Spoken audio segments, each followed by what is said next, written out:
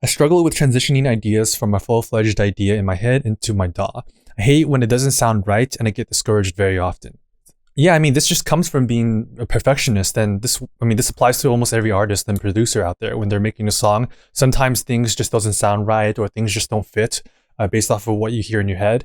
And there's really only two options that you can do. The first one is just fix it right away. And the second is to just be confident in the fact that your techniques and abilities are good enough. There's oftentimes cases where you make a song and it doesn't really sound good in your head, but then when you release it, a lot of people end up listening to it because they like certain portions or they like certain things that you might have not really paid attention to because you're still stuck on this one particular portion that doesn't sound right. Like, for example, if I play this song right now,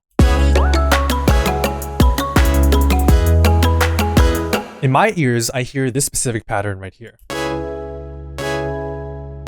And for me, the thing that bothers me is the fact that it sounds too sharp and too harsh. Now, for some people, this might not be a big problem, and I could just release it as is, and maybe people will like it, maybe people won't. I'm never going to know that. But if I do really want to change this, all I have to do is just go and increase the unison so that it doesn't sound too sharp. And then if I play the song again,